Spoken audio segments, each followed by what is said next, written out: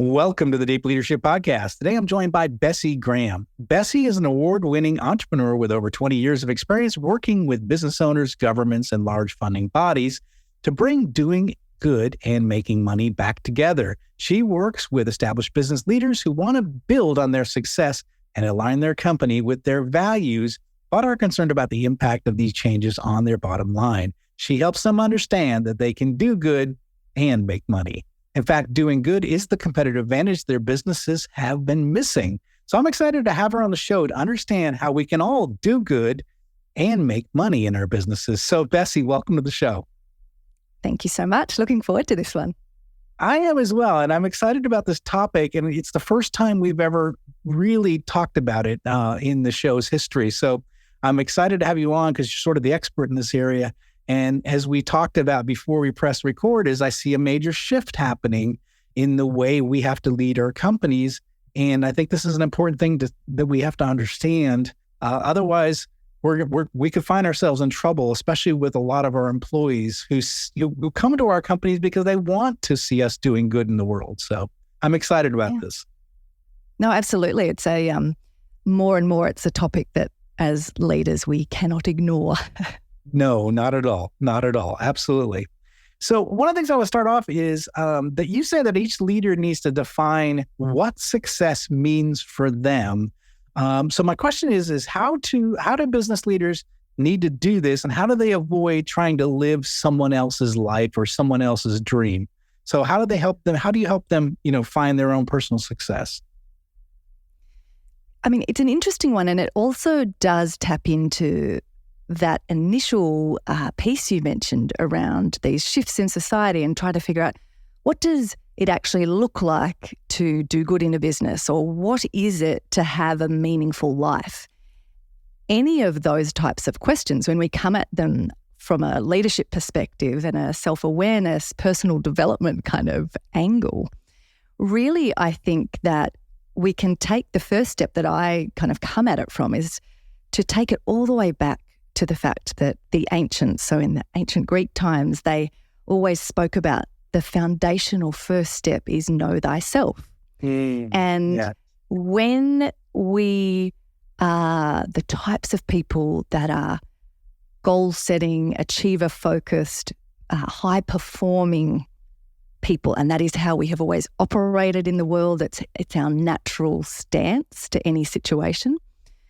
What I find is that this whole topic of success, or what success looks like, or what a strong, decisive leader is, there are so many messages externally about that, that if you are not someone who actually takes the time to pause and know thyself, then we have lived for decades being rewarded for achieving, hitting the next goal, set the next big goal, charge after that, not for pausing and actually being in a place of discernment to say, I could chase after that, but is that actually what I want? Or would that actually bring a new level of fulfillment or satisfaction? Like, is that a challenge I actually want to go after? So I would say the first piece from a leadership perspective is to go all the way back to know thyself and to use that as the reminder that we can't lead others until we lead ourselves. And if we're wondering why, particularly in the last few years, I've seen this massive increase of just absolutely exhausted and disillusioned leaders who feel like, I've done all the right things. I've worked hard. I've, given my all. Why does this not feel like I thought it would? And my sense, and certainly from both my studies and my experience over the last few decades, is that much of that disillusionment and exhaustion is coming because people did exactly what you framed in that question. They were actually running someone else's race. It wasn't even what they really would find satisfaction in or fulfillment in. So I see that as the first starting point for a leader. And then a close second kind of transitions into this aspect that I've already hinted at around the fact that we are living in a society that is telling us, you can be anything you want to be. Like if you put your mind to it, if you work hard, you can be anything.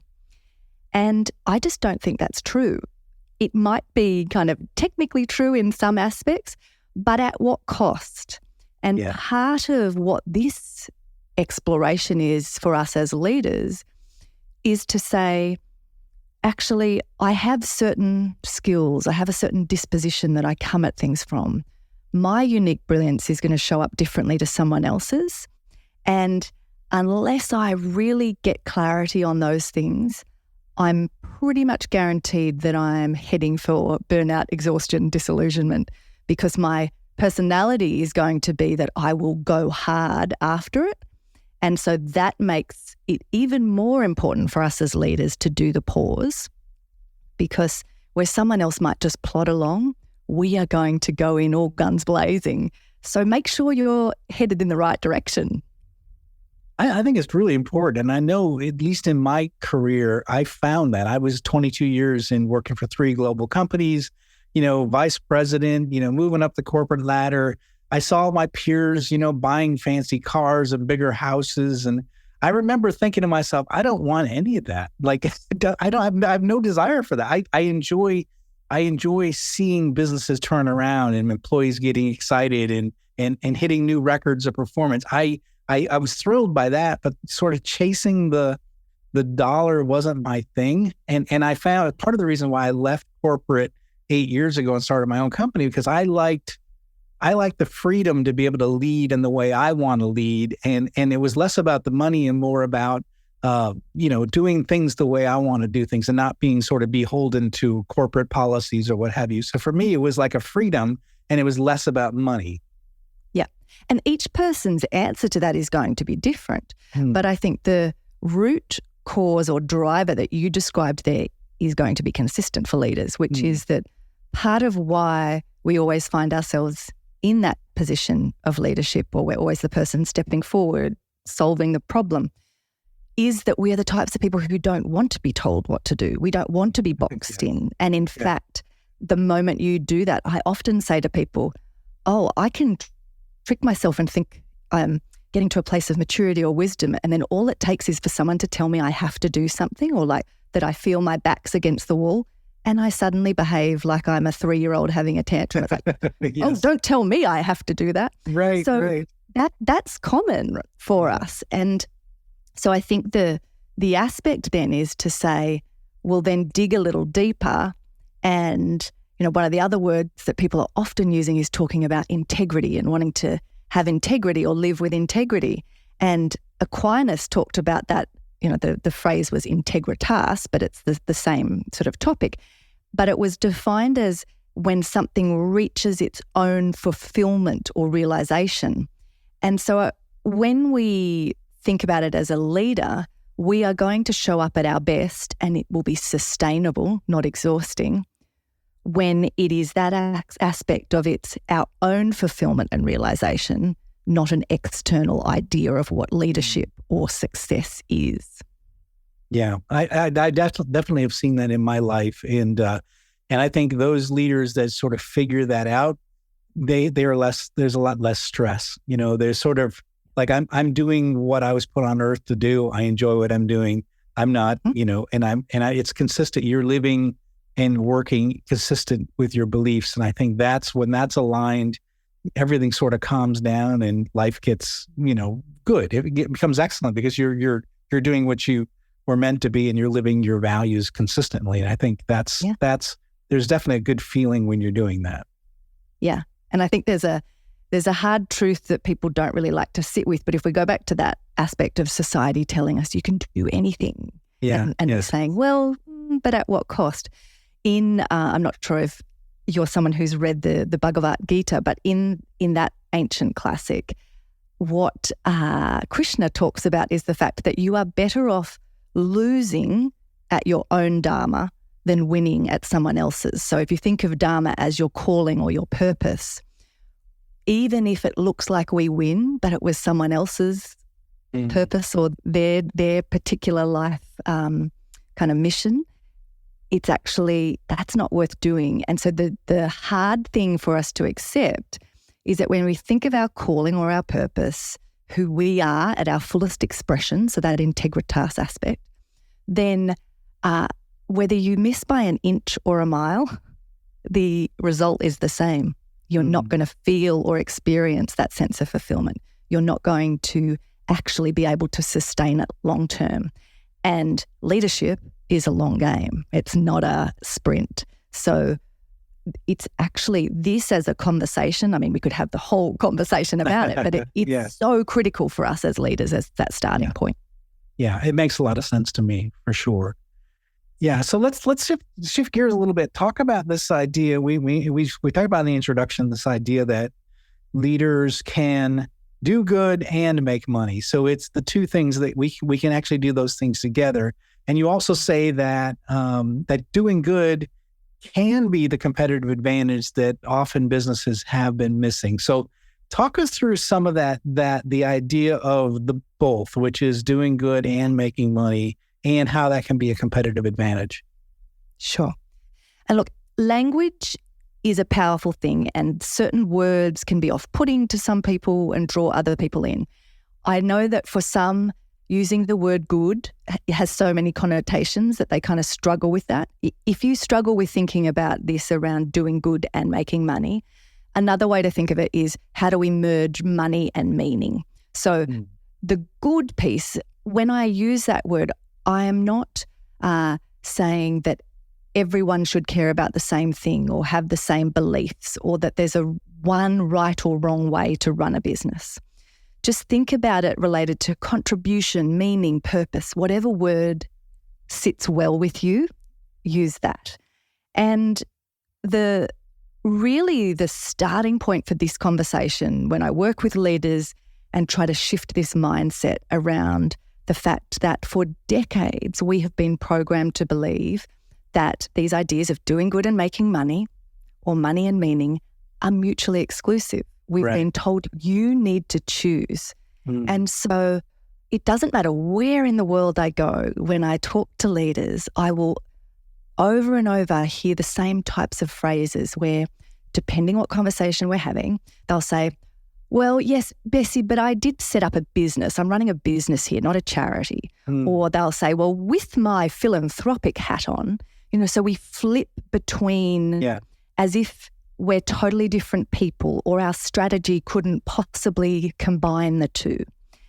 And we need to start by actually making that conscious and saying there are beliefs we have taken on, either intentionally or not, about the role of business, about the purpose of business, that are actually limiting how much money we make, that are limiting our experience of meaning and purpose through our work, because we have just swallowed this lie that it's an either-or decision and that business is this zero-sum game.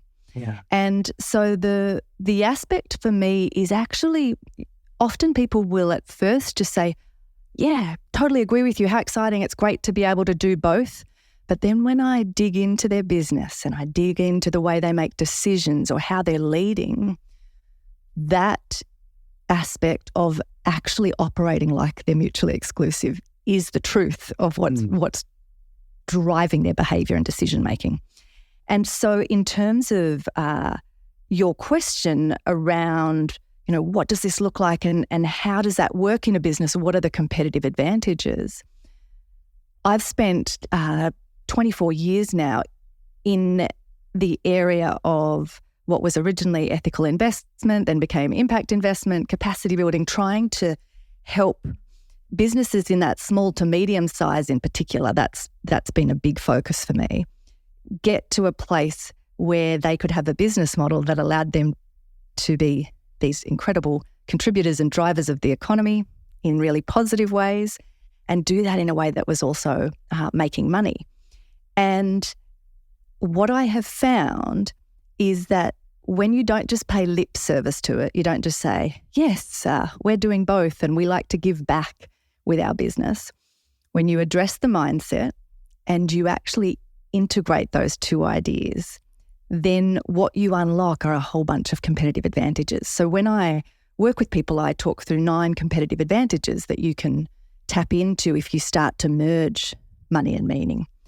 But the starting point is that we need to come back to actually addressing this conversation, and to leverage those advantages, you need to bring that concept of contribution or good back inside how you actually operate the core business.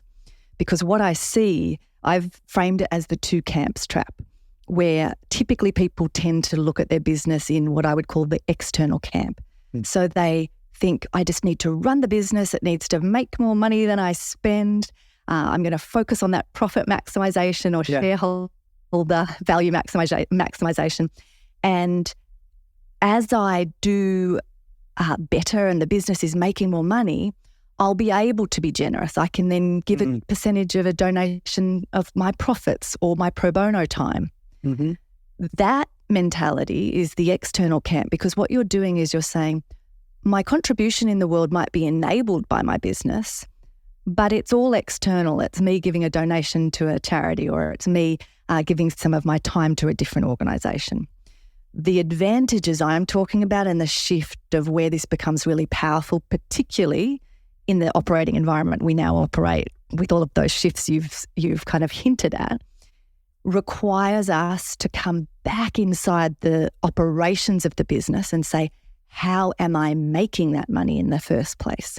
So are there opportunities to make decisions differently, to hire differently, to create a different culture, or look at my supply chain? Those questions shift us into the internal camp, where we're taking responsibility as a leader for the decisions we're making, how we spend money, and how we treat people.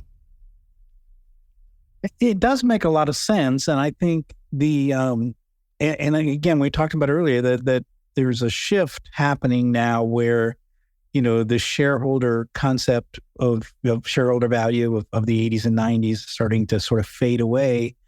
And I think especially, from a leadership standpoint, we need to be thinking about this, because I think my experience is that the younger employees see companies exist not just for making money, but for doing good in society as well. And they want to be part of an organization, and they want to buy into, a company that has a vision that's consistent with theirs in the world.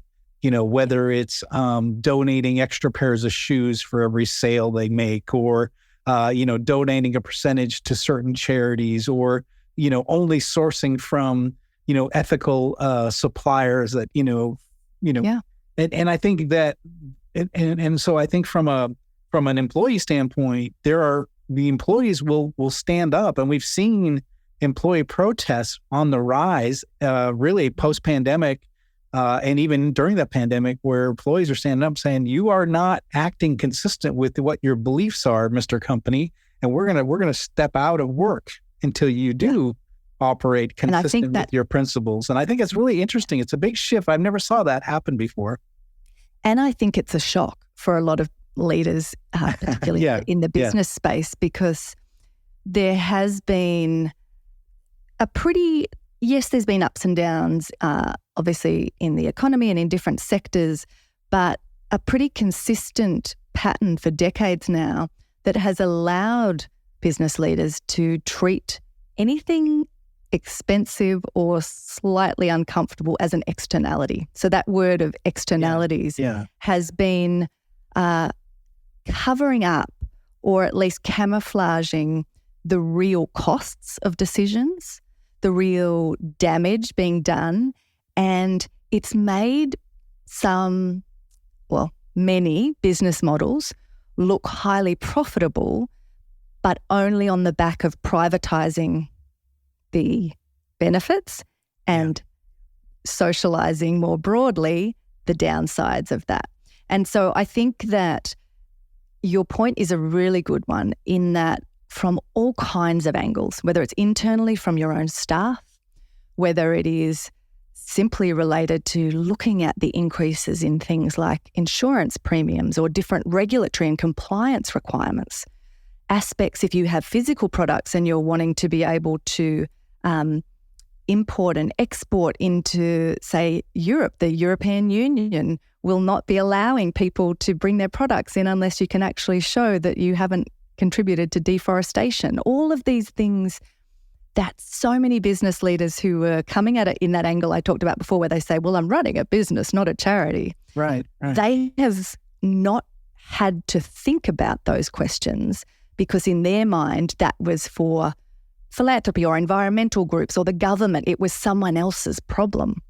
These shifts, both internal expectations from staff, the external pressures of compliance, regulation, customers demanding to actually no longer accept you putting up a nice little quote or a promise or saying our values are these things, but needing you to be demonstrating it in your behaviour.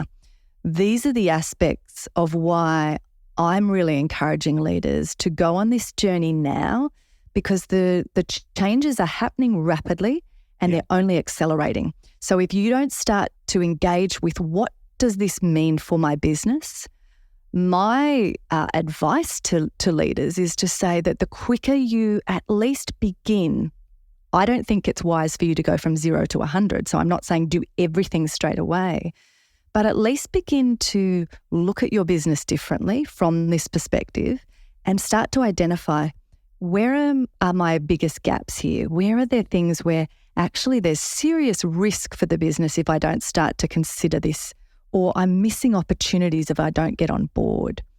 There's some of those aspects that need to come in. And I think some of the examples you gave sat in that external camp category of expectations around donating to certain causes or other organisations that are outside our business. But the pieces that are both probably the most demanding of a leader's attention and that also present the biggest opportunity for us are the ones that come right back inside the business. So they're the examples you used around the ethical supply chains, or looking at, is there slave labour or child labour in our supply chain?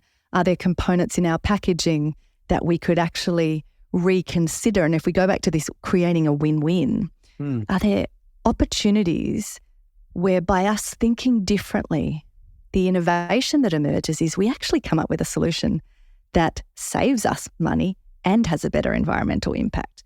So I want leaders to actually come at this from a place of excitement, not going, oh my goodness, it's another thing I've got to get my head around. It's going to be a cost and an expense and a distraction from our strategy. When you start to merge money and meaning in this way and actually think about the purpose of business differently, what it does for you is it allows you to always be looking for that opportunity to create the win-win. How is this better and strengthening the financial stability of the business, but also contributing in a positive way or reducing those negative impacts in areas that are actually really important?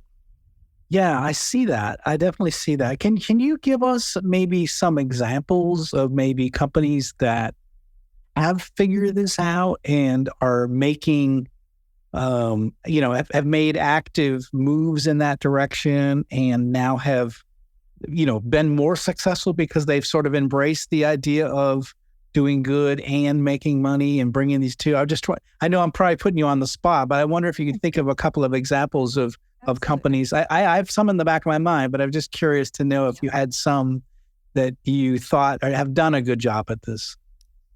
So to give you some of the examples around those pieces I was just describing, and these will be with bigger companies so their names people will recognize, because sometimes that's a helpful place to start. Yeah. So when we think of that innovation opportunity, I don't know if you use the business model canvas, but I'm a big fan of the business model canvas as a way to be able to visualize all of the parts of your business in one page. And when we think about our business from that perspective of the canvas, we always say the best opportunities for innovation sit in the back end. So think the back end of your business where you're thinking about things like your key activities that you do, the key resources you have, the key partners that you have to be able to deliver your value proposition to a customer. So the innovation piece that sits here, which I was hinting at in that last answer, one example would be that Southwest Airlines had this opportunity to innovate that part of their business where they looked at what it was customers actually wanted from them, what was important. Because so often as leaders, we can fall in love with our product or service and actually not tune into what's important to the customer. Right. So when they realized that customers were focused on, okay, I want to have on-time departures and arrivals, and I want to have a really as cheap as possible ticket. They realized that in their key activities, they had made this assumption and were just doing what all airlines did and were doing seat allocation. But they were like, actually, unlike other airlines, we don't have customers who want that prestige of I get on first and I can pick the best seat and I'm a frequent flyer. So they looked at what's that win-win where they could actually strengthen their value proposition to the customer but save themselves money in the process. So they stripped out the seat allocation as one of their key activities, which was costing millions of dollars a year with all the systems and time it was taking. And in the process, strengthened the financial stability of the business and how it stacked up, but also delivered a better outcome to a customer. So if you look at that as that win-win, we're saying, stop thinking of business as a zero-sum game where in order for me to win, someone else needs to lose. Because those aspects you've talked to us about of, from the 70s when Friedman brought in this idea of, okay, it's about shareholder as the shareholder primacy of how do we increase their value. Those notions actually have not, if people looked at the evidence and looked at share prices, ever since that came in, the opposite has occurred. That it's actually reduced shareholders' returns because, as I said to you at the beginning, our beliefs about the purpose of business are actually limiting our ability to make money. When you think about business in that way and it's this scarcity mentality and it's the zero sum of I have to get ahead at the cost of other people, then what we do, even if it's not coming from a vicious place, so it's not that I'm saying everyone who operates like this is a selfish human, but the reality is that how it will play out is you will start to be looking for those desperate attempts of how can I increase my profits? How do I get more revenue into this business? Okay, I need to come in that back end and slash costs. The win-win and shifting out of zero sum allows us to say, if I actually learn to work my business in a way that merges these things that used to be seen as mutually exclusive, I can actually strengthen the results I deliver, the value proposition to a customer or the environmental impacts, while at the same time strengthening my business in the process. And the exciting thing for us as leaders is when you genuinely get to that place of learning how to do that and what that looks like in your business, then as your business does grow, you can be proud of that. There's not this awkward tension of, okay, I've actually had to exploit other people to make this money, so now I'm in this guilt mode of I need to give away even more money or set up a foundation to clear my conscience. So I think that probably is the segue into some of those conversations around, what does it actually look like and how do you not get into that place where you're looking at business as being the approach that is purely profit maximization. So how do you get started? I mean, when our listeners are hearing this and they're like, okay, I get it. It's not just about doing good for good's sake. It's about doing good that's actually going to add value to the business, be a competitive advantage, also increase our profitability. So I like this. I like it's not just doing good that's going to cost me somewhere else. This is so that they get it. So how do they get started? Is it about, sitting down and really reflecting on the company's values and where they want to be or what their vision is in the future? Do they gather some of the employees and start thinking about these things? How do you go about beginning this conversation in a company? Well, in many respects, this is a bit of a full circle moment of going back to where we started, of that aspect of the reflection and know thyself.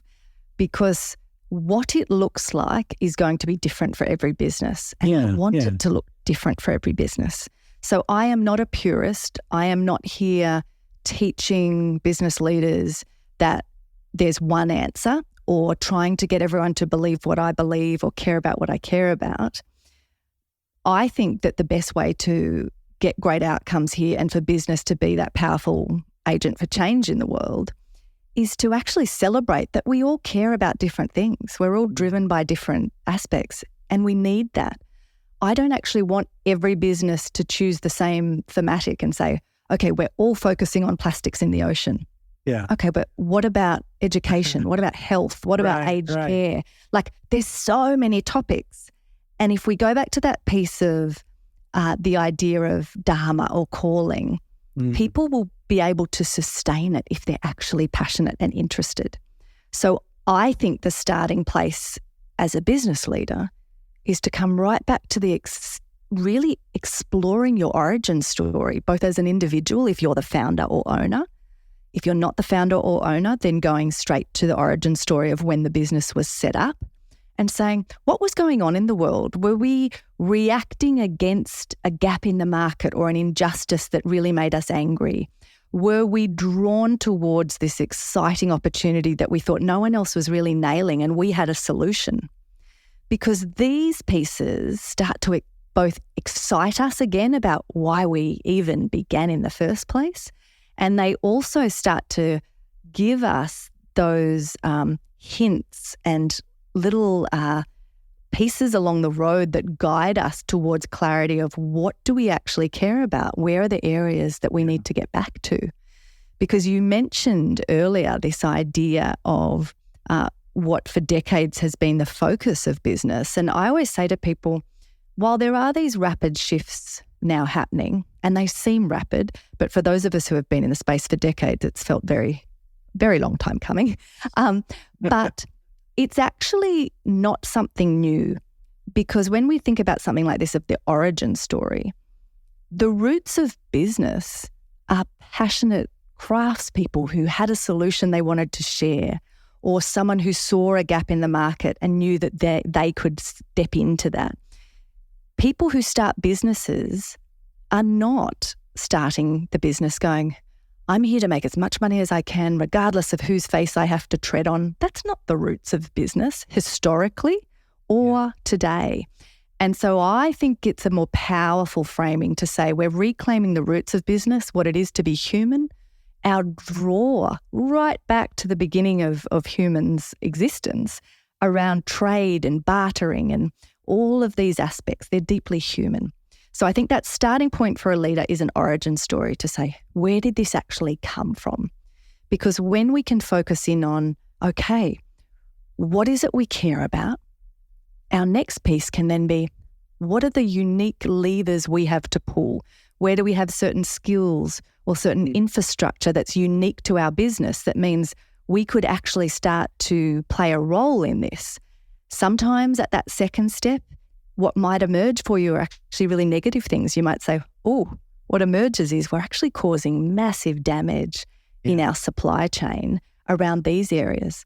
Okay, well, don't go and set up a foundation and start making a donation where there's a tiny percentage of your money going to fix the problem you're causing in the back end of your business.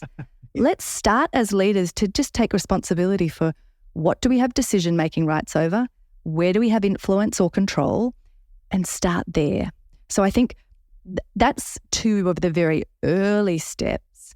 But when we get clarity on those things, what it allows us to do is not get so overwhelmed with trying to do everything or feeling apologetic that when a particular terrible issue happens in society and we feel like, oh, we have to support every cause or be an advocate for every topic.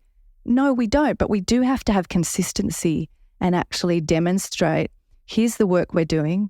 We don't just talk a big game. We follow through and back it up with our decisions and our actions. So for people not to feel overwhelmed, it's like start where you are, go back to clarity of the origins and what your unique levers are. Start there. I love that. That's such great practical advice. And I think in all companies, there's always this founder's intent out there. And if you can discover that, especially if the founders are still around, you can ask them, but I think that almost always exists in businesses, even if they've been 100 years old. There's sort of a founder's intent out there, and you can find it.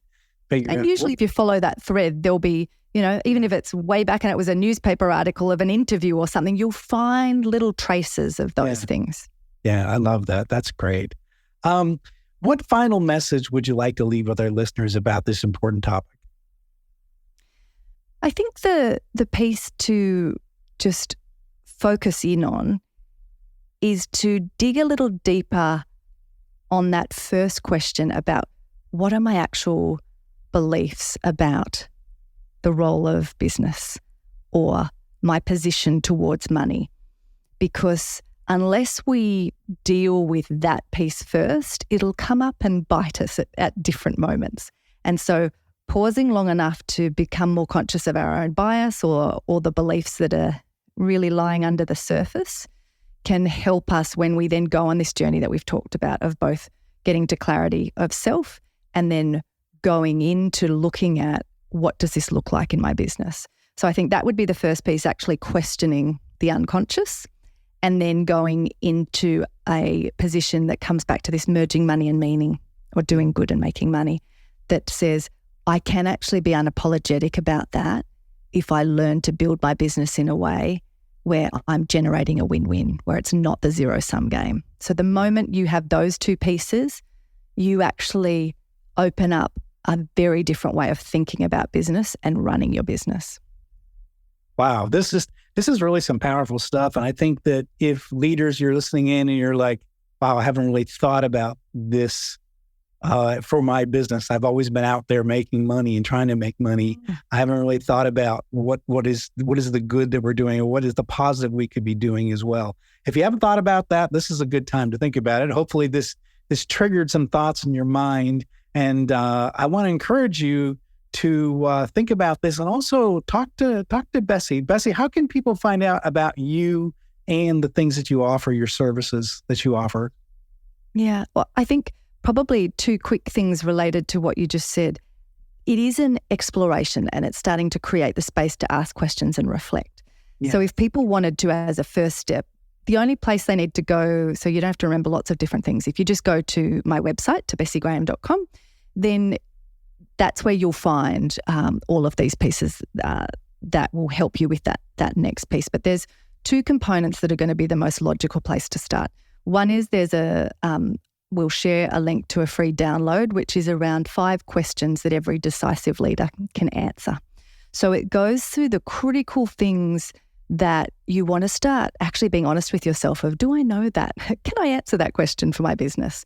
So have a read of that and use it as a bit of a prompt and a starting place. And then also I have a free masterclass around this idea of merging money and meaning and trying to really ignite again for leaders their passion and energy, because so many people are exhausted and at the moment feeling overwhelmed. And I think this is a topic that if you jump into it and explore it, you will feel yourself come back alive and you'll feel the potential again of your leading your team and operating in a way that allows you to be aligned with what you actually care about. So those 2 free resources would be the best place to start on the website. Well, fantastic. We're going to put links in the show notes for that. And again, listeners, listen, you get something for free here. So if this is triggering you, you're thinking, wow, I really need to consider how we're actually approaching business. Is there an opportunity for me to think about these things and determine what's best for my business? Then again, there's 5 questions every leader should be asking themselves. There's a free link right there. You're going to get that. And also the masterclass, if you want to take that and go a little bit further, Bessi offers that masterclass, and we'll put a link in the show notes for that. And again, these are important things to think about. Your employees are thinking about it. Your customers are thinking about it. Your shareholders are thinking about it. So you need to be thinking about it as well. So it's not something that you can ignore and think that you can, again, make a bunch of money and send a check to charity. That's not what we're talking about. So you can learn a lot through Bessi, and I got to encourage you to go to her website and dig into a little bit more because you're going to learn more about this. So Bessi, I want to thank you for coming on the show and sharing this topic, because I think you're giving us a lot to think about, and hopefully we've got some people really thinking about their businesses now differently and thinking about how they can actually do the things that you recommend, which is that we can do good and make money. So I appreciate you coming on the show and sharing this thought and this topic. Thank you so much. It's my pleasure. Thank you. Well, that's it for today. Thank you for listening to Deep Leadership. If you like this podcast, please subscribe and share so we can continue to build a world with better bosses. Until next time, this is John Rennie saying take care and lead well.